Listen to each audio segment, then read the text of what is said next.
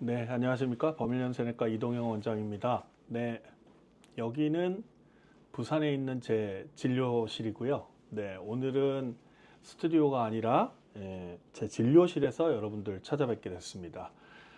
무엇이든 물어보세요를 여러 번 했지만 이 진료실에서 하니까 뭔가 이렇게 진료 받을 때 외래에서 이렇게 설명 듣는 것 같은 좀 친근한 느낌이 있다. 뭐 이렇게 말씀을 하셔서 한 번씩은 여기서 하고 있는데 오늘이 그날이 됐네요. 네, 그리고 매일 이제 가운을 안 입고 있다가 병원이어가지고 제가 본의 아니게 또 가운을 입고 오늘 방송을 하게 됐습니다.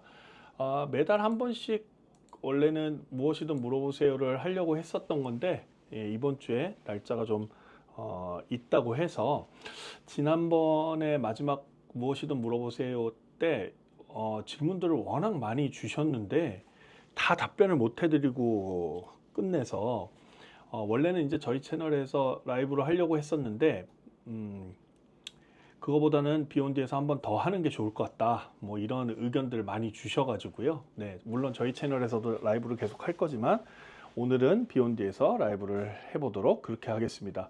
네, 배경이 신선해요 그러셨는데 네, 배경이 네 이게 실제로 지금 제 방입니다. 네, 제 방 진료실이고요. 네, 이렇게 생겼습니다. 사실은 뒤에 브라인드가 이제 브라인드 막이 내려오면 우리가 이제 뒤에 화면도 씌울 수 있는 크로마키를 할 수 있도록 이 막도 설치가 돼 있고요. 사실 여기 방송을 위해서 조명이라든지 이런 게 다 설치가 돼 있는 조금 독특한 진료실이라고 생각을 하시면 되겠습니다. 네. 뒤에 있는 내용들은 실제로 이제 제가 다니는 학회 또 어떤 학술 행사에 대한 계획들 뭐 이런 것들 많이 나와 있고요. 네. 그래서 실제 제 진료실에서 아마 저를 이렇게 앞에 두시고 이렇게 듣는 그런 느낌이 나셨으면 하는 생각에 오늘 이렇게 꾸며봤습니다. 질문들이 이제 많이 올라올 것 같은데요. 질문 올라오기 전에 오늘 제가 책 한 권을 또 소개를 시켜드리고 싶어서 들고 왔는데요. 제가 책 소개를 많이 하는 편인가 봐요. 예, 옛날 사람이어가지고 약간 책을 조금 이렇게 활자로 읽는 거를 좋아하는 편인데 전번에 제가 우리 신장학회에서 만든 콩팥병 환문 명답 의사에게 묻고 의사에게 묻고 뭐 환자들이 묻고 의사가 답한다 환문 명답 그래서 대한신장학회에서 콩팥병 환문 명답 책을 소개를 시켜드렸고요. 오늘은 좀 다른 책인데 제가 아주 존경하는 선배님이신 우리 연세 정성내과의 유동열 원장님께서 쓰신 책입니다.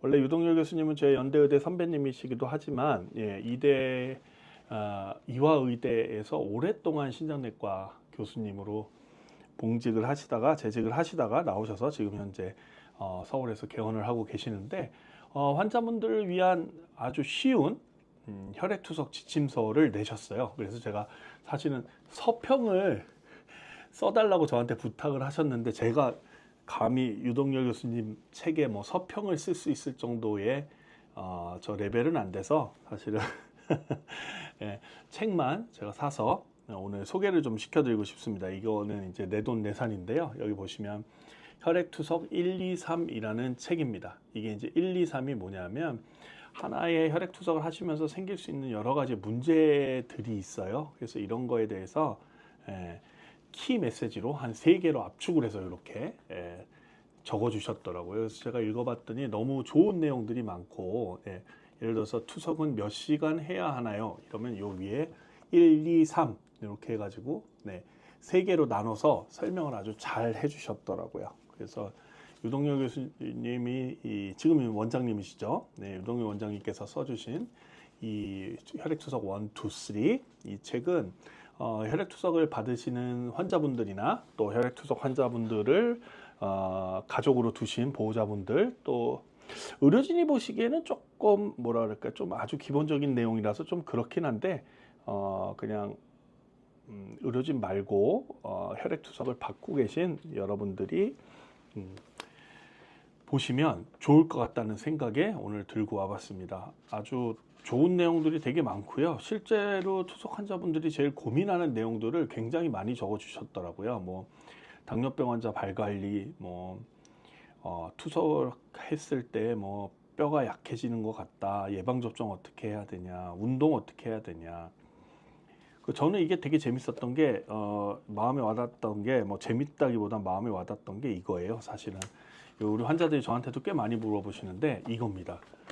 커피숍에서 음료수 선택할 때 고민이 많습니다. 네, 이제 일을 하시는 환자분들이 굉장히 늘었는데 이 사람을 만나고 이랬을 때 무슨 저거를 음료수를 섭취하는 게 좋으냐. 어쨌든 물은 많이 못 마시는데 그렇다고 어떤 것을 주면 좋을까? 뭐 이런 내용들, 재밌는 내용들이 꽤 많으니까 환자 그리고 보호자 여러분들이 한번 사서 보시면 좋을 것 같습니다. 네, 이거는 다시 말씀드리지만 협찬이 아니고 저도 교보문고에서 내 돈 내산으로 샀습니다. 네, 아마 다음 주에 있을 서울에서 있을 세브란스 병원 신장내과 연수강좌 때 유동열 저 원장님 뵙고 제가 사인을 받을 예정입니다. 네. 그 사이에 질문들이 좀 올라와서요. 답변을 좀 드리면서 넘어가 보도록 하겠습니다. 뚜뚜한 님이 항상 저희한테 자주 와주시는 분이신데, 네. 뚜뚜한 님께서 안녕하세요. 단백뇨가 나올 때 혈압은 110에 70과 100에 60 중 어느 것이 더 나은 걸까요? 단 100에 60 이하에서도 갑자기 일어서서 어지러운 증상은 없습니다. 이러셨어요. 단백뇨를 줄이기 위한 혈압은 기본적으로는 130에 80을 기본으로 합니다. 그래서 낮으면 낮을수록 더 좋으냐에 대한 데이터들은 상당히 엇갈리는데요. 어쨌든 너무 낮아서 저혈압이 생기는 건 오히려 더 좋지가 않고요. 그래서 사실 지금 말씀 주신 내용 중에서는 110에 70이나 100에 60이나 어쨌든 130에 80 미만이기 때문에 단백뇨 예방을 위한 혈압으로는 충분히 치료 목표를 달성하셨다고 보셔도 될 것 같습니다. 근데 저기보다 이제 더 떨어진다면 저혈압 증상이 생길 수 있으니까 그거보다 더 떨어뜨리는 거를 저희가 권유해 드리지는 않고 있고요. 근데 이분은 이제 아마 왜 이렇게 물어보시냐면 단백뇨가 보통 나올 때에 어떤 치료를 주로 하냐면 우리 방송 많이 보시는 분들은 거의 다 아시겠지만 ARB라고 이 단백뇨를 줄여주는 안지오텐신 수용체의 기항제, 저해제 이런 표현을 써야 되는데 이런 제제들을 쓰게 되는데 이런 약들은 기본적으로는 혈압을 좀 떨어뜨리게 되는 거죠. 네, 그래서 이렇게 이제 혈압이 떨어뜨리게 되면 정상 혈압인 분들도 드시면 저혈압이 생기죠. 그래서 아마 이분 같은 경우에는 단백뇨가 있으신데 그런 아마 ARB 제제를 드실 것 같고요. 이 약을 드시게 되면 혈압이 일시적으로 좀 떨어질 수 있는데 지금 드시고 나서 아마 한 100에 60 정도 유지가 되시는데 어지러운 증상은 없다. 그렇다 그러면 저는 그냥 드시라고 할 것 같습니다. 근데 예를 들어서 그 용량에서 100에 60 또는 90에 60이라 혈압이 너무 많이 떨어져서 힘드시다. 그러면 그 용량에서 한 절반 정도를 줄여서 제가 드리는 경우가 많습니다. 그래서 그렇게 참고를 하시면 될 것 같아요. 그래서 지금 뚜뚜아님은 ARB를 드시면서도 혈압이 좀 떨어지지만 증상이 없으시기 때문에 그냥 그 용량대로 유지를 하시는 것을 권유를 해드리고 싶습니다. 제 목소리가 지금 심하게 쉰 소리로 나온다는 의견을 주셨는데 네, 한번 확인 좀 부탁드리겠습니다. 아마 볼륨을 조금 올려보시면 어떨까 싶은 생각은 드네요. 지금 원본 영상 소리는 괜찮은 것 같은데 한번 확인해 주시면 좋겠습니다. 제가 오늘 하루 종일 진료를 봐가지고요. 목소리가 조금 가라앉았을 수는 있습니다. 네. 네, 수정 테이프님이 잘 들린다고 말씀 주셨네요. 네, 우리우님은 아마 조금 볼륨을 조금 올려주시면 좋을 것 같습니다. 네, 그 다음에 우리우님이 안녕하세요 원장님. 아버님이 90대 초반이시고요. 예, 연세가 많으시네요. 크레아틴이 8월에 2.5 정도 되셨대요. 최근 추석 이후에 갑자기 기력이 떨어지고 계속해서 장기침을 심하게 하시는데 너무 심해서 이비인후과 약도 드셨는데 그때뿐이고 계속 기력이 떨어지시고 걸을 수 있지만 지금 지팡이에 의지를 하게 되었습니다. 살은 더 많이 빠지게 됐고요. 신장이 안 좋으면 기침가래가 더 하게 되나요? 이거는 사실은 신장 기능이 떨어져서 기침을 할 가능성은 제가 볼 때는 좀 떨어질 것 같고요. 이분 같은 경우는 일단은 지금 계산을 해보면 아마 지금 90세를 기준으로 했을 때 크레아티닌이 2.5면 제가 지금 계산 한번 해보겠습니다. 지금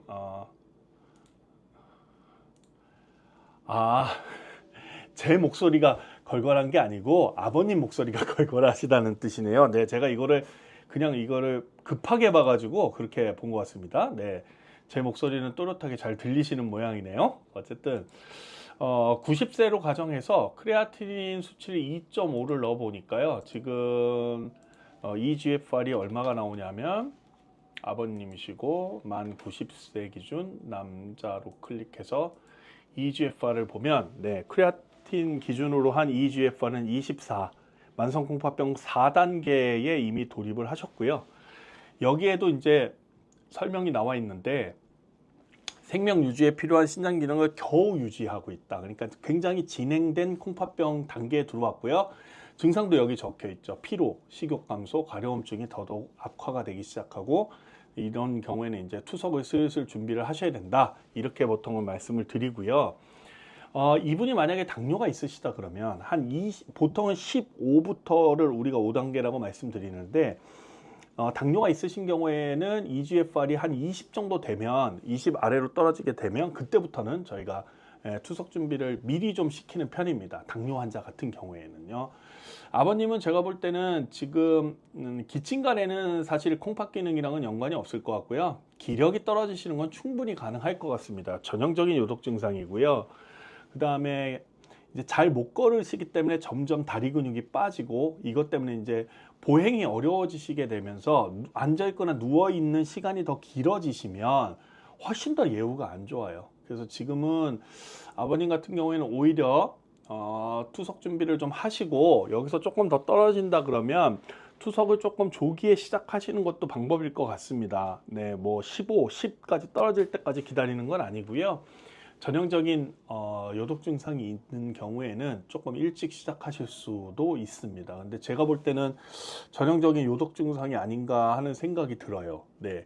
그리고 8월에 지금 2.5라고 말씀하셨잖아요. 추석 이후에 기력이 확 떨어지셨잖아요. 이번에 가셔서 병원에서 원래 다니시는 병원에서 꼭 크레아틴 검사를 해보셨으면 좋겠습니다. 제가 볼 때는 아마 추석 이후에 기력이 떨어지신 이유는 콩팥 기능이 조금 더 악화됐을 가능성을 시사할 것 같아요. 그래서 꼭 추가적인 검사를 받아보시기를 당부를 좀 드리겠습니다.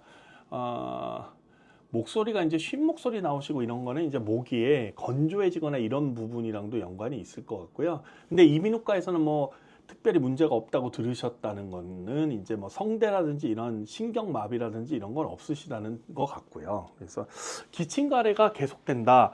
혹시나 폐나 심장에 이제 물이 차는 경우에 폐 부종이 있는 경우에도 기침가래를 계속 하실 수는 있어요. 그래서 제가 당부드리고 싶은 것은 추석 이후에 지금 상태가 조금 더 힘들어지셨기 때문에 꼭 가셔서 피 검사하고 엑스레이 검사, 네, 가슴 흉부 X선 검사를 꼭 한번 받아보셨으면 좋겠습니다. 그래서 혹시나 요독증이 더 심해지고 콩팥 기능이 조금 더 저하가 되면 폐 부종이 온다든지 또 심장도 좀 부을 수가 있고 이런 원인 때문에 충분히 저런 증상들이 나올 수 있다 이렇게 봐야 볼 수 있을 것 같습니다. 하여튼 꼭 검사를 받아보셨으면 하는 생각이 듭니다. 네.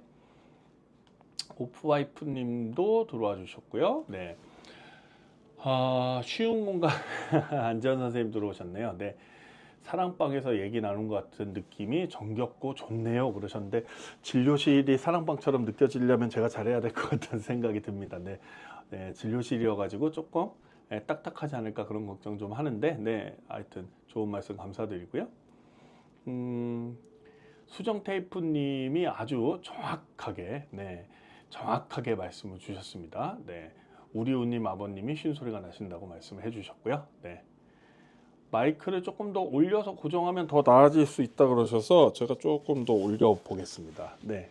네, 하여튼 좋은 조언을 해주셔서 감사드립니다, 안지현 선생님. 네. 조만간에 같이 라이브를 좀 해야 되는데 제가 서울에 갈 시점이 잘 안 맞고 있네요. 네, 한번 올라가면 꼭 한번 같이 라이브 불러주시면 좋겠습니다. 오영도님이 네, 저하고 우리 김채연 PD, 박영진 PD 수고하라고 글 올려주셨습니다. 감사합니다. 더블라인님이 선생님 안녕하세요. 아버지가 70대신데 전립선 비대증이 나이에 비해서 심한 편은 아니시라는데 전립선 약을 드셔도 야간요를 밤에 한 4번에서 5번 정도를 보신대요. 약을 바꿔서 계속 처방해 주셔도 차도가 없는데 신장내과 쪽으로 진료를 받아보는 게 효과가 있을까요? 그러셨어요. 아니요. 신장내과 쪽으로 바꾸실 이유는 특별히 없을 것 같습니다. 왜냐하면 전형적인 전립선 비대증 때문에 생긴 빈뇨고요. 약물 조정을 계속 하실 필요가 있을 것 같고 아마 전립선 비대증이 나이에 비해서 심하지 않다는 얘기를 들으셨다는 것은 아마 전립선 초음파를 하셨을 것 같아요. 그래서 전립선 초음파를 하면 이제 전립선의 볼륨을 재거든요. 그래서 그 볼륨이 생각보다 나이에 비해서 그렇게 크지가 않다 이런 의미로 받아들이셔야 될 것 같은데 이렇게 이제 빈뇨가 계속 되시는 경우에는 조금 더 약을 조정해 보실 필요가 있을 것 같고 신장내과에서는 전립선 비대증을 전문으로 보진 않습니다. 왜냐하면 저희가 신장내과에서는 주로는 이제 콩팥과 관련된 이런 사구체 질환이라든지 이런 것들을 많이 보고요. 구조적인 질환, 예를 들어서 뭐 결석이 있다든지 혹이 있다든지 암이 있다든지 이런 구조적인 부분들은 비뇨의학과에서 주로 많이 보시거든요. 그래서 저거는 굳이 신장내과 진료를 보신다고 하더라도 아마 저희가 간단한 검사 후에 거의 대부분은 비뇨의학과로 전과를 하지 않을까 하는 생각이 듭니다. 그래서 가능하면 비뇨의학과 진료를 보셨으면 좋겠습니다. 오늘이 아마 연휴죠. 이번이 1일, 3일, 그 다음에 5일, 6일까지 해가지고 중간에 끼인 연휴들이 많아서 아마 오늘 뭐 방송을 해도 그렇게 뭐 질문이 많을까 하는 생각이 들었는데 네, 역시 제 예상대로 그렇게 많이 질문이 많은 것 같지는 않습니다.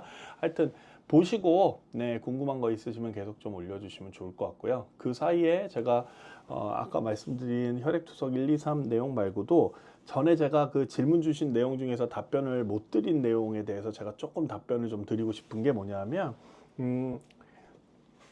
전에 연속 혈당 측정계를 누가 질문을 한번 주셨었어요. 아마 비욘디 방송에서도 내분비내과 선생님들이 이 연속 혈당 측정계 CGM이라는 표현을 쓰는데요. Continuous Glucose Monitoring이라는 저 내용을 많이 들어보셨을 겁니다.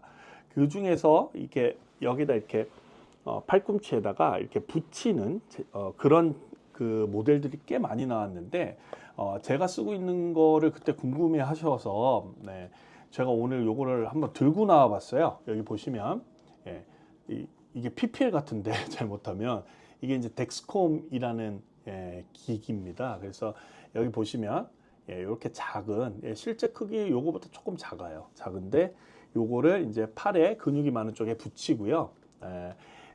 자기 핸드폰에 본인 스마트폰에 이제 앱을 깐 다음에 여기서 나오는 실시간 혈당 데이터가 핸드폰으로 전송이 되죠. 그러면서 이제 본인의 혈당 변화를 보실 수가 있는 그런 기구들이 있습니다. 그래서 이게 이제 1형 당뇨병 환자분들 같은 경우에는 1형 당뇨병 같은 경우에는 이제 요 연속 혈당 측정계가 한 달에 몇 개씩 보험이 되는데 그렇지 않은 저희처럼 이제 뭐 다이어트 목적이라든지 건강관리 목적으로 하시는 분들은 그냥 비보험으로 사셔야 되는데요. 이거 하나가 한 15일 정도 쓰고요. 이게 한 7만 얼마 정도 했던 것 같습니다. 제가 지금 정확하게 기억은 안 나는데. 그래서 이런 거를 붙이고 이제 이런 앱들을 깔아가지고요. 이제 저는 파스타 앱을 쓰는데요. 이 파스타는 아시는 것처럼 카카오 헬스케어에서 만든 앱이죠. 카카오에서 만든 앱인데 이 파스타를 핸드폰에 깔고 이 덱스콤 이 기계와 G7과 연동을 시키면 본인의 혈당을 보정 없이 실시간으로 받아볼 수가 있는 장점이 있습니다. 그래서 특히나 뭐가 궁금하실 때 쓰시면 되냐면 다이어트 하시는 분들 같은 경우에 내가 뭘 먹으면 혈당 스파이크가 많이 올라가는지 이런 것들을 체크를 하실 수가 있어요.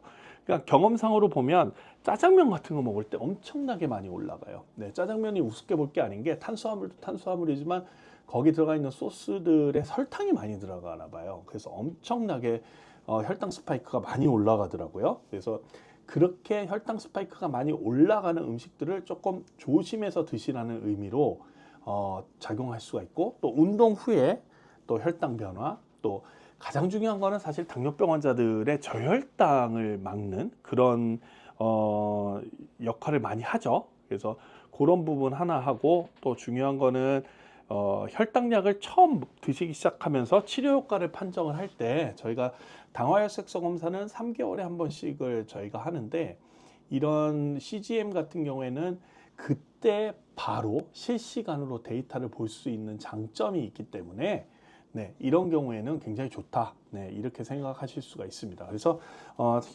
당뇨 환자 중에서 약을 드시거나 인슐린을 쓰는데 조절이 잘 안 되시는 분들 같은 경우에는 저희가 보험이 되지 않더라도 이런 CGM을 한번 사용을 해서 한 2주 정도 한번 해보시고 약을 조정을 해드리고 다시 와서 외래에서 상의를 하고, 이런 식으로 저희가 많이 하고 있고요. 두 번째는 저처럼 이제 다이어트를 해야 되는 분들, 혈당 스파이크가 걱정되시는 분들 같은 경우에는 이런 CGM을 적용을 하시면 도움을 또 많이 받으실 수가 있다. 이렇게 생각하시면 될 것 같습니다. 예, 국산 기계도 있고요. 네, 국산 기기도 몇 개가 나와 있어요. 뭐 케어센스도 있고 몇 개가 있는데, 그게 이제 중간중간에 보정이 필요한 경우가 있습니다. 보정이라는 게 뭐냐면 이걸 붙이고 나서 실제로 손을 찔러 가지고 이 데이터와 내가 혈당계와 이 실제 혈당계로 피로 찍었을 때 이 사이 값을 보정을 해주는 게 있거든요. 그래서 국산 제품 같은 경우에 보정을 한 3번 정도 해야 될 거예요. 아마 붙이고 나서. 근데 이 덱스콤 G7 같은 경우에는 그런 보정이 필요가 없다. 예, 그래서 저는 좀 선호를 하는 것 같습니다. 왜냐하면 이것까지 붙였는데 또 손 찔러가지고 혈당 재면 아프잖아요. 네. 이게 이제 손으로 직접 해보시는 분들 아시겠지만 이게 생각보다 되게 좀 뭐라 그럴까, 좀 불편해요. 아프다기에는 좀 그렇지만 어쨌든 불편해요. 네, 그래서 기분도 별로 안 좋더라고요. 여러 번 찔러야 되니까. 그래서 저는 보정이 필요 없는 그런 기구를 조금 선호하는 편입니다. 그래서 저는 덱스콤 G7을 쓰고 있고, 앱은 덱스콤 G7에서 나오는 앱을 쓰셔도 되고요. 안 그러면 뭐 파스타 같은 앱들, 요새 좋은 앱들이 많이 나와 있으니까 그런 것들 쓰시면 될 것 같습니다. 그 사이에 질문이 올라왔고요. 엔젤님도 들어와 주셨네요. 네, 감사합니다. 홍수님이 저는 73세 여자인데 작년에 갑자기 급성 신부전이 왔는데 지금은 30일 4단계라고 합니다. 그래서 그런지 살이 자꾸 뻗여서 걱정입니다. 쪄서라는 뜻일까요? 빠진다는 건가? 네, 이게 지금 못한 것 같아서, 네, 빠진다는 건가? 네, 뭐 어쨌든 한번 보겠습니다. 예.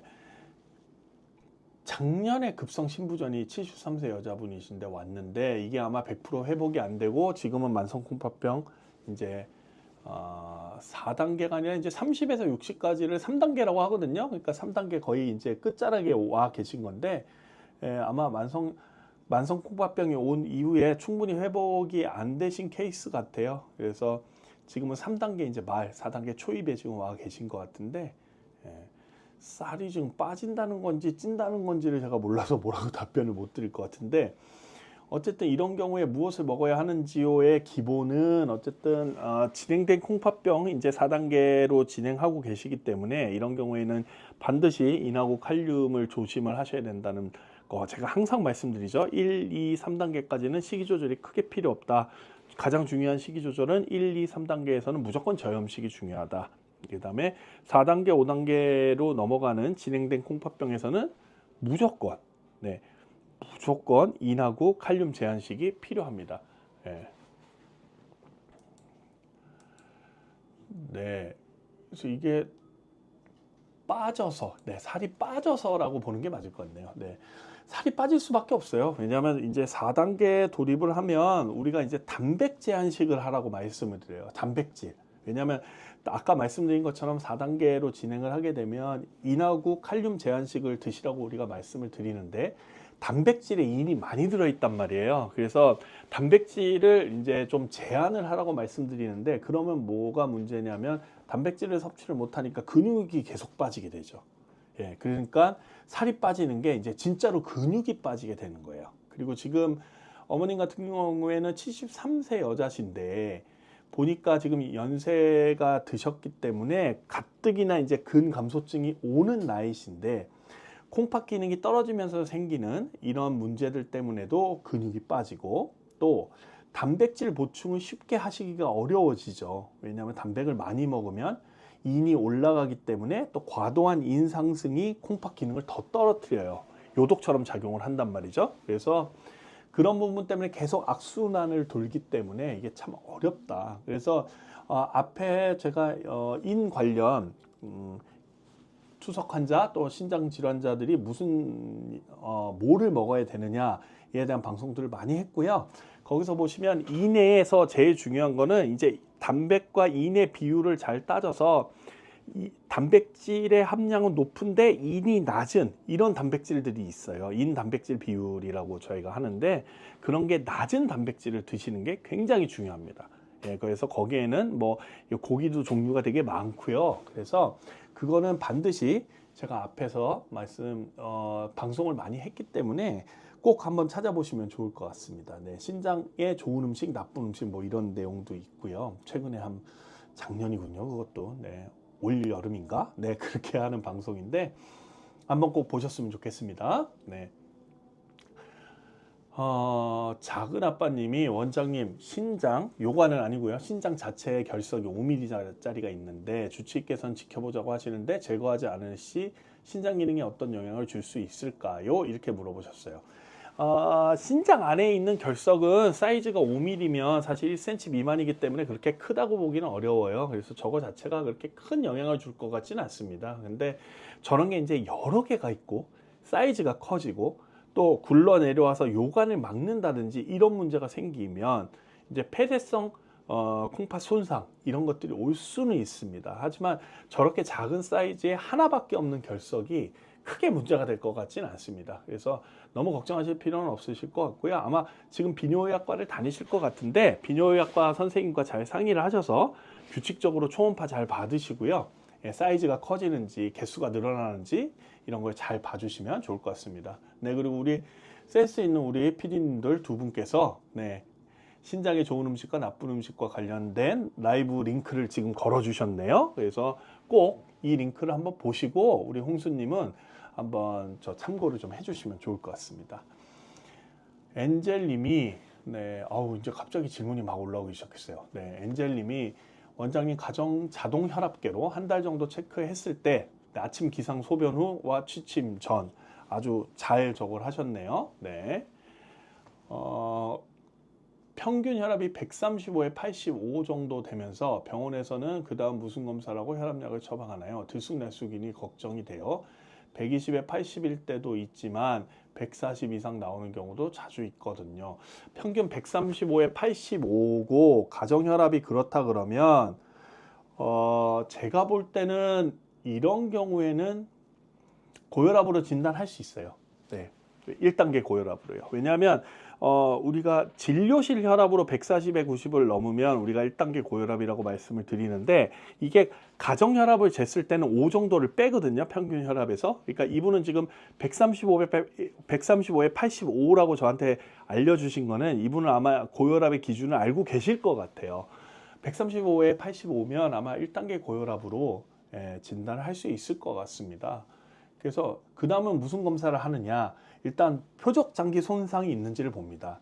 첫 번째로 고혈압에 의해서 가장 손상을 많이 받는 장기를 들어보라 그러면 심장하고 콩팥이겠죠. 그래서 심장 검사는 심전도 검사를 해가지고요, EKG 검사를 해가지고 좌심실 비대라든지 이런 소견, 혈압 환자들의 전형적인 심장 손상의 증거죠. 심전도상에서 좌심실 비대 같은 소견이 있는지를 보고요. 그 다음에 콩팥 기능 검사를 하고 특히나 요 검사를 합니다. 그래서 단백뇨가 있는지 없는지를 보는 게 되게 중요해요. 네, 그래서 단백뇨가 있다 그러면 이미 콩팥은 손상을 받고 있다. 그래서 고혈압에 의한 콩팥 손상이 의심이 된다 그러면 아까도 처음에 말씀드린 것처럼 ARB 계열의 혈압약을 써서 혈압을 130에 80 미만으로 무조건 떨어뜨리고, 가능하다 그러면 120에 80까지도 떨어뜨리죠. 네. 그래서 이분은 이런 표적장기 손상에 대한 검사를 좀 하셔야 될 것 같고요. 거기에 따라서 혈압약을 고르시게 될 것 같습니다. 예를 들어서 뭐 좌심실 비대가 있다, 또는 뭐 단백뇨가 있다. 그러면 거기에 맞춰서 그거를 더 진행하지 않게 하는 계열의 혈압약을 사용을 하실 수 있는 거죠. 혈압약은 종류도 많지만 계열도 굉장히 다양해요. 뭐 아까 말씀드린 것처럼 ARB 제제도 있고, 또 칼슘 채널 기량제도 있고, 베타 기량제도 있고, 알파 기량제도 있고, 뭐 미녹시딜 같은 약들도 있고, 여러 가지 종류들이 많기 때문에 이 중에서 본인의 어떤 상황에 딱 맞춰서 처방을 해드리는 게 굉장히 중요하다고 봅니다. 이건 이제 뭐 어떤 분들은 프리시전 메디슨이라고 그러고요. 어떤 분들은 테일러드 트리트먼트 테라피라는 표현도 쓰죠. 테일러드가 이제 본인한테만 이렇게 딱 맞춤형 치료라는 뜻이잖아요. 그래서 지금 현재로서 혈압약을 뭘 쓸 수 있느냐는 말씀드린 것처럼 어떤 합병증이 있는지를 보고 나서 그 다음에 혈압약 선택을 하게 될 것 같고요. 아무런 합병증이 없고 그냥 혈압만 떨어뜨리는 목적이라면 뭐 칼슘 채널 기량제 같은 거를 많이 쓰게 될 것 같습니다. 일단은 선생님이랑 상의를 하셔서 검사 진행하시고 처방을 받아보시면 어떨까 하는 생각입니다. 엔젤님이 제 방송에 되게 자주 오시는 분인데 혈압약을 아직 안 드셨었나요? 제가 지금 정확하게 기억이 안 나네요. 네. 모차르트 맞나요? 모차르트 스타디님이 기틀만 신드롬 의심 환자신데 검사비가 비싸서 6, 7년째 K콘틴만 계속 먹고 있어요. 진단 지원 사업 일환으로 유전자 검사비도 지원된다고 하는데 만약 검사했는데 기틀만 아니면 100만 원 검사비를 다 내야 하는지 궁금해요. 그리고 지원금 외에 환자 본인 부담금은 얼마가 나올지도 궁금해요. 이게 되게 어려워요. 네, 이게 기틀만 신드롬은 어쨌든 사구체 내에 세뇨간의 문제가 생기면서 칼륨, 칼륨이 계속 새나가는 병이거든요. 칼륨이 새나가면 저칼륨 혈증 때문에 기력이 없고 마비가 오고 막 이런 문제가 생긴단 말이에요. 그래서 K콘틴이라는 약은 먹는 칼륨이에요. 네, 그러니까 우리가 진행된 콩팥병 환자는 칼륨이 올라가기 때문에 못 먹는 건데, 이분은 칼륨이 낮기 때문에 칼륨이 오히려 낮기 때문에 문제가 생기는 거예요. 그래서 K콘틴이라는 먹는 칼륨을 드실 수밖에 없는 거죠. 근데 이게 이제 기틀만 신드롬은 유전자 검사를 해야 진단을 할 수 있는데, 말씀하신 것처럼 이제 의증이 있어서 검사를 했는데 꽝이 나오면, 속된 말로 꽝이 나오면 그거를 검사비를 다시 비급여로 돌려받아야 되는 거죠. 네. 그리고 아마 이게 기틀만이 저게 되면 희귀난 칠성 질환이니까 아마 똑같이 10% 적용을 받을 겁니다. 아마 저희가 지금 희귀난 칠성 질환은 본인 부담금을 10%만 내고요. 암 환자 같은 경우에는 중증 질환으로 5%만 내거든요. 그래서 아마 거기에 적용을 받는 것으로 저는 알고 있습니다. 네. 이게 지원금 신청도 되게 복잡하고 어렵고요. 기틀만 신드롬이 워낙에 희귀 질환이다 보니까 진단을 받으시게 되면 아마 거의 대학병원 같은 3차 기관에서 검사를 하시게 될 건데, 그쪽에 이제 원무과나 사회사업과 쪽에서 사회사업과가 아니구나, 원무과나 이 보험심사과 쪽에서 아마 자세히 안내를 드릴 것 같습니다. 네, 그래서 제 얘기는 기본적인 내용으로 참고를 해주시면 좋을 것 같고요. 그 다음에 XMDNLTCL 이렇게 있는 거 맞나? 네, 이 님께서 두부도 한 끼에 100에서 200g 정도 먹으면 신장에 손상이 될까요? 동물성 단백질은 아미노산이 많이 손상된다는데 식물성은 아미노산이 적다길래요, 이러셨는데, 기본적으로 말씀드리는 거는, 제가 이제 신장 관련 방송을 하다 보니까 항상 오해하시는 게, 제가 인 줄여라, 칼륨 먹지 마라, 뭐 단백질을 뭐 제한해라 이렇게 말씀드리는 거는 만성 콩팥병 4단계 이상의 진행된 콩팥병 환자만 대상으로 말씀을 드리는 겁니다. 아마 지금 질문 주신 분이 정상 콩팥 기능을 가지고 계신다면 전혀 문제가 될 게 없고요. 만성 콩팥병을 가지고 계시더라도 3단계까지의 그러니까 진행되지 않은 콩팥병 환자시라면 그 정도 드시는 거는 문제가 없다. 네, 그리고 식물성, 동물성, 뭐 아미노산 상관없이 단백질은 골고루 드시는 거를 권유를 해드립니다. 뭐든지 과유불급이라고 한쪽만 쏠려서 너무 드시게 되면 문제가 많이 생기고요. 고루고루 많이 드시는 거를 저희는 항상 권유를 해드립니다. 진행된 콩팥병 환자 아니시라면 단백질 보충 충분히 하시고 동물성, 식물성 가리지 말고 골고루 드십시오. 소피아님이 3개월마다 피검사 중인데요. 왜 피검사를 하실까요? 네, 신장 쪽에는 문제가 없다는데 포타슘이 항상 높아요. 영양제도 끊고 야채 과일도 적게 먹는데 그래요. 이유가 뭘까요? 약을 한번 보시면 좋을 것 같아요. 네, 약을 한번 보시면 좋을 것 같아요. 칼륨을 올리는 약들이 있거든요. 상호작용을. 그래서 약을 한번 들여다보시면 좋겠고, 그 다음에 이게 그 칼륨이 포타슘이 칼륨이거든요. 칼륨 수치가 높다는 게 어느 정도 수준인지를 좀 적어주시면 좋을 것 같아요. 정상적으로 보면 칼륨은 한 3.5에서 5 정도, 예, 그 정도를 우리가 피 수치에서 정상으로 보거든요. 근데 정상인 치고 높은 건지 아니면 병적으로 높은 건지는 조금 데이터를 좀 봤으면 좋겠습니다. 그래서 소피아님은 수치를 조금 얘기해 주시면 좋을 것 같습니다. 그리고 그게 만약 사실이라면 다른 지병이 없이 그렇다 그러면 저라면 약을 한번 훑어봤으면 하는 생각이 듭니다. 네. 수치를 한번 올려주시면 좋을 것 같고요. 엔젤님이 원장님 신경과적인 질문인데 우울증 약을 처음 복용하면 졸음이 많이 오나요? 우울증 약이 기분을 업 시켜줄 텐데 왜 자꾸 졸음이 심한지 궁금해서요. 84세 여성이고 우울증 검사상 점수가 좀 높다고 우울증 약 주셨는데 하루 종일 주무신대요. 주치의한테 얘기하니 끊지 말자 하니 답답하네요. 저희가 봤을 때 우울증 증상도 없거든요. 이게 이제 우울증 약이 저도 우리 혈액추석 환자분들한테 처방을 사실 많이 해요. 뭐 어떤 통계에 의하면 혈액추석 환자들의 거의 뭐 한 60% 이상이 우울증을 앓고 있거나 우울한 기분이 오래 간다는 표현들을 많이 쓰고 실제적으로 우울증 약을 썼을 때 굉장히 좋아지는 경우를 많이 봅니다. 근데 꼭 아셔야 될 게 우울증 약을 먹는다고 항상 기분이 업되지는 않아요. 그런 계열의 약이 있죠. 네. 프로작이라 그래서 프로세팅 같은 계열의 약들은 예, 해피필이라 그래서 먹으면 해피한 느낌이 듭니다. 근데 너무 업이 되면 이게 이제 우리가 우울증을 디프레션이라고 하고 조증을 매니아라고 하잖아요. 매닉이죠. 근데 디프레션 약을 잘못 쓰면 너무 매닉이 돼요. 그래서 길을 가다가 갑자기 충동적으로 막 물건을 사고, 예, 막 밤에도 잠 안 자고 막 설치고 막 이런 문제들이 생기는데 그런 계열의 약을 처방을 하셨다 그러면 그런 효과가 나올 수 있겠죠. 하지만 우울증 약도 종류가 굉장히 많거든요. 예, 그래서 아마 그런 계열의 졸음이 졸릴 수 있는 약을 쓰셨다면 그럴 수 있죠. 네, 그러면 계열을 바꾸는 게 좋을 것 같고요. 모든 우울증 약이 다 졸리지 않습니다. 그리고 모든 우울증 약을 먹는다고 갑자기 뿅 하면서 기분이 막 좋아지는 것도 아니고요. 그거는 일정 계열의 약들에 따라서 틀리다는 점 다시 한번 말씀을 드리고, 제가 볼 때는 답답하시면 한번 병원을 바꿔보시면 어떨까 하는 생각이 듭니다. 아마 그 처방해 주신 원장님은 그 나름대로 이유가 있으셔서 그런 거였을 텐데 너무 졸리시다고 하면 다른 데에서 또 세컨 오피니언 한번 들어보시면 어떨지 하는 말씀 좀 드리고 싶습니다.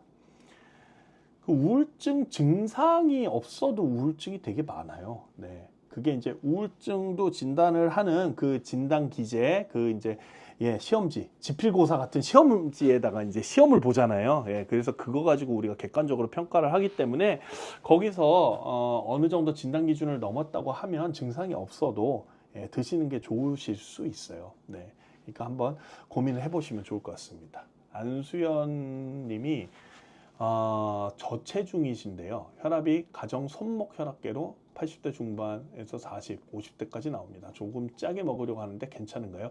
일단 첫 번째 문제, 손목 혈압계는 정확도가 떨어집니다. 네, 그래서 손목 혈압계는 안 쓰시는 게 좋아요. 왜냐하면 지금 저처럼 이렇게 손목에 이렇게 찼잖아요. 예를 들어서 이렇게 찼는데 요거는 쭉 폈을 때, 올렸을 때, 팔 뚝 떨어졌을 때에 따라서 포지션에 따라서 혈압이 다 틀리게 나와요. 그래서 FDA뿐만 아니라 우리나라 고혈압학회, 미국 고혈압학회에서도 손목 혈압계는 가정혈압으로 인정을 해주지 않고 있어요. 그래서 손목 혈압계는 쓰시지 않으면 좋을 것 같고요. 두 번째는 자동혈압계는 이제 팔뚝에 넣는 이런 가정혈압계를 사용하시면 좋겠는데요. 가정혈압으로 쟀을 때 100 미만일 때 우리가 저혈압 증상을 말씀을 드리는데 이렇게 생활하시는데 많이 힘드시면 조금 짜게 드시는 게 좋기는 하죠. 근데 근본적으로는 혈압이 낮은 이유는 저체중 때문일 거예요. 그래서 짜게 먹는다고 이게 해결이 근본적으로 되지는 않죠. 체중이 올라가야죠. 네, 근육을 좀 더 키우고 체중을 조금 늘리시는 게 정상 혈압으로 가는 길이지, 이거를 좋게 만든다고 짜게 드셨다가 나중에 고혈압 생기면 그것도 책임지기가 쉽지가 않을 것 같습니다. 그래서 일단 근본적인 문제인 저체중에 조금 집중을 하실 필요가 있다. 저는 이렇게 조언을 좀 드리고 싶네요. 워커힐님이 77세 남자시고요. 당뇨 혈압약 15년 드셨고 며칠 전부터 아침에 허리 통증 같이 벼랑간 통증이 오는데 요통 아닌 것 같고 배꼽 양 옆으로 끊어질 것 같이 주저앉을 정도의 급격한 통증이 옵니다. 신장계통의 증상은 아닌지요? 아닐 것 같은데요. 네. 일단은 콩팥 때문에 아플 이유는 거의 대부분은 신장 결석 때문인데, 결석은 보통 옆구리 통증 쪽으로 옵니다. 배꼽 양쪽은 제가 항상 말씀드리지만 콩팥은 등 쪽 장기예요. 여러분들 손 꽉 쥐시고 본인 주먹만한 크기의 콩팥 두 개가 내 등 쪽에 항상 있습니다. 열중 숏하면 그 등 쪽에 있거든요. 그래서 배꼽 양 옆은 사실 콩팥이 있는 자리 자체가 아니어서요. 위치가 틀려서 이렇게 보기는 조금 어려울 것 같아요. 네, 그래서 이거는 조금 주의하시는 게 좋을 것 같고, 다른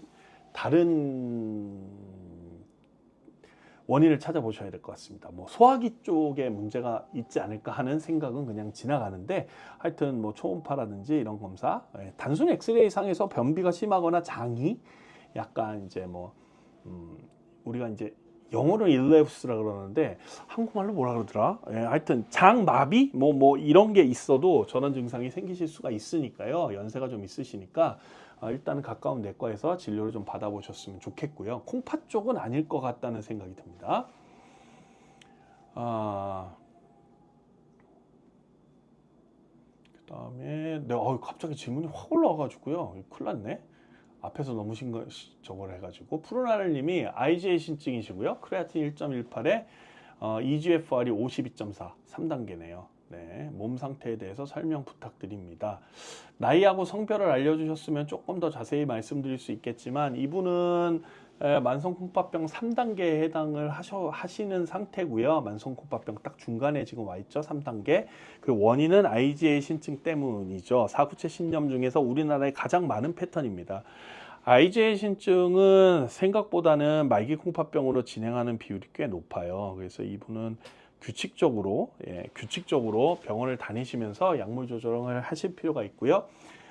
단백뇨가 있는지가 굉장히 중요합니다. 그 다음에 유관적 혈뇨도 나올 수가 있고요. 그러니까 소변을 보시다가 이상 소견이 있으시면 항상 병원에 가실 준비를 하셔야 된다, 이렇게 말씀을 드리고 싶고, 단백뇨 예방하고 혈압 조절 잘 하시기를 말씀을 드리고 싶고, 지금 약 처방을 아마 IgA 신증에 대한 약을 뭔가를 받고 계실 것 같은데, 그런 약들도 올려주시면 조금 더 제가 조언을 드릴 수 있을 것 같습니다. 하여튼 규칙적으로 신장내과 진료를 보셔야 되는 만성콩팥병 3단계에 해당한다라고 말씀드려야 될 것 같고요. 뚱이님이 원장님 안녕하세요. 만성콩팥병 환자에게 맨발 걷기 운동이 효과가 좀 있을까요? 맨발 걷기 운동, 걷기는 효과가 있을 것 같고요. 맨발이 문제네요. 맨발. 네, 맨발.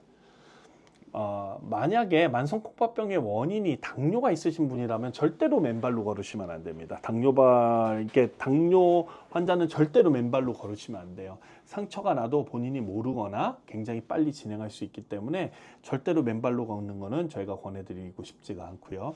그거 외에는 뭐 걷기 자체는 좋기 때문에 그러는데, 요새 이제 얼싱이라고 그러죠. 발음이 막 이상해지네. 얼싱이라고 그러는데, 맨발 걷기가 워낙 요새 또 많이들 하시니까 궁금해들 하시는데, 그냥 신발 신고 걸으셨으면 좋겠어요. 왜냐하면 만성콩팥병 환자분들이 상처가 잘 안 났거나 이게 출혈이 돼도 지혈이 안 되는 경우가 많기 때문에, 가능하면 좀 정상적으로 양말을 신으시고 운동화를 신고 운동을 하셨으면 좋겠고, 당뇨 환자들은 절대로 맨발로 운동하시면 안 된다는 말씀 드리고 싶습니다.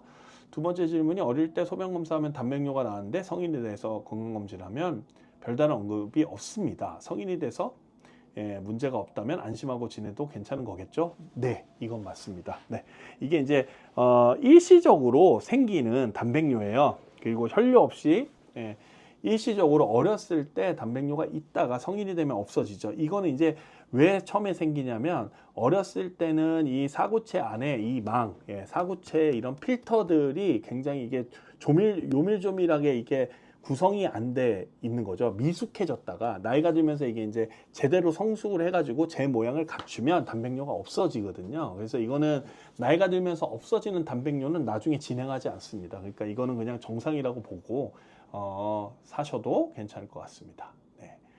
수정 테이프님이 땀을 많이 흘리는 운동은 신장에 나쁠 건가요? 달리기 같은 거요? 아니요, 상관없을 것 같은데요. 네. 달릴 때 땀 많이 흘리시고 물 많이 드시면 됩니다. 네. 근데 이것도 마찬가지인 게요. 진행된 콩팥병 환자들은 탈수에 민감해져요. 탈수가 조금만 진행을 해도 콩팥 기능이 심하게 떨어지거나 이럴 수가 있기 때문에 이런 분들은 조금 주의하시라고 제가 말씀드리는 게 맞을 것 같습니다. 근데 그거 외에 그냥 일반적인 일반인들 같은 경우에 땀을 많이 흘린 것 자체가 콩팥에 악영향을 줄 것 같지는 않아요. 왜냐하면 물을 충분히 또 보충을 하실 거기 때문에. 근데 땀을 많이 빼고 물을 충분히 안 드시면 그거는 좀 문제가 될 수 있을 것 같고, 또 마지막 하나, 너무 무리하게 운동하시면 어떻게 된다고요? 횡문근융해증 같은 이런 이게 벌건 코카콜라 같은 소변을 보실 수도 있다. 이런 부분들은 조금 유념을 하실 필요가 있을 것 같습니다. 그다음에 단백질을 순영 테이프님이 단백질 많이 먹으면 신장에 정말 무리가 가나요? 주변에 헬스하는 남자친구들이 다 풍이랑 신장 관련치하러 병원을 다니신다 그랬는데 이건 아마 지병이 있는 상태에서가 문제가 될 거예요. 네, 과도한 단백질 섭취는 하여튼 콩팥에 분명히 부담은 줍니다. 근데 콩팥 기능이 정상이면 어느 정도는 버텨내겠지만 굉장히 진행된 콩팥병 같은 경우에는 저희가 단백질 파우더 같은 거를 절대로 권하지 않아요. 왜냐면 그거 자체가 그나마 기능이 그래도 기능이 떨어져 있는 콩팥을 더 일을 하라고 채찍질을 하는 거나 마찬가지이기 때문에 부담이 커지거든요. 그래서 안 하는 게 좋을 것 같다, 이렇게 말씀드리고 싶습니다. 네. 아까 저 질문 주셨던 분이 일반인이 읽을 수 있는 임상신장학 책이 있나요? 다른 분들이 읽지 말라네요 그러셨는데, 임상신장학 책, 저기 꽂혀 있는 임상신장학 책 좀 저 주시겠어요? 맨 위에 제가 일어나서 꽂으려고 그러니까 전번에 제가 저희 채널에서 라이브 할 때 저거를 빼서 맨 윗칸에서 제가 빼니까 막 다들 웃으시더라고요. 제가 일어나서 빼니까. 임상신장학 가운데 딱 있죠, 맨 윗칸. 좀 더 왼쪽입니다. 왼쪽이요. 네, 더 왼쪽이요. 임상신장학 극한 말고 옆칸입니다. 네, 저희 스텝이 지금 뽑고 있습니다. 좀 더 옆으로요. 임상신장학 노란색 책이 있죠. 그 옆칸이요. 예, 거기요. 네, 제가 일어날 걸 그랬습니다. 자, 네, 이 책이죠. 임상신장학. 네, 이게 한글 책이긴 한데요. 별로 권해드리고 싶진 않은데요. 이거를 읽으실 수 있을까요? 말은 한글인데요. 내용은 학술적인 내용들이 되게 많아서요. 그렇게 별로 권해드리고 싶진 않습니다. 환자들을 위한 임상신장학 책이 따로 나와 있지는 않고요. 이거는 전문가용 책인데 이게 항상 한글책이라고 해서 이게 함정은 글은 한글인데 안에 들어가 있는 내용들이 어렵고 중간중간에 영어들이 꽤 많이 나옵니다. 이런 식으로. 이건 지금 횡문근융해증에 대한 내용인데 안에 되게 약자도 많고 영어도 많고 그래서 저는 별로 권해드리고 싶지가 않습니다. 네. 이제 2분밖에 안 남았어요. 네, 2분밖에 안 남아서 마지막 질문 하나만 더 보고 나머지는 진짜 저희 라이브에서 해야 될 것 같습니다. 네. 그레이스 박님이 선생님 야채를 쪄서 먹는 게 신장 결석을 일으키냐 이렇게 물어보셨는데 아닐 것 같은데요. 네. 쪄서 먹는데 왜 생길까요? 네, 아닐 것 같습니다. 저거는. 네. 하나만 더 갈게요. 홍수님이 원장님 그런데 살은 빠져도 걷기 운동 30분 계단 오르기 10층까지 하고 있는데 괜찮을지요? 근육량이 그러니까 물살이 빠지고 근육량이 올라오게 될 거예요. 결과적으로는. 그래서 결과적으로는 좋지 않을까 그런 생각이 듭니다. 네. 하나만 더 해볼게요. 1분 남아서. 박지연 님이 단백질 파우더 먹는 것보다 닭가슴살로 단백질 먹는 게 더 좋겠죠. 요즘 운동하는 중인데 단백질 챙겨 먹기가 너무 어렵고 너무 많이 먹으면 콩팥에 나쁘다고 해서요. 네, 맞습니다. 예, 닭가슴살 드세요. 근데 문제는 함정은 맛이 없다는 거죠. 네. 닭가슴살을 잘 드시는 분은 굉장히 부럽더라고요. 네, 저는 별로 맛이 없어서 못 먹을 것 같은데, 네, 그럴 것 같습니다. 네. 질문들이 뒤에가 많이 나왔어요. 처음에 좀 많이 주셨으면 제가 주저리 얘기를 안 해도 됐을 건데, 오늘 아마 연휴기도 하고 늦게 많이 들어오셔서 질문을 많이 남겨주셨는데, 항상 말씀드리지만 오늘 답변 못 드린 내용은 저희 채널 이동용의 콩쥐팥쥐에서 라이브를 통해서 저희가 한 다음 주나 다다음 주 정도에 마지막 주에 저희가 또 라이브가 있는데, 그 사이에 저희 콩쥐팥쥐에서 라이브를 통해서 오늘 못 다 드린 답변들 저희 채널에서 라이브를 통해서 말씀드릴 수 있도록 하겠습니다.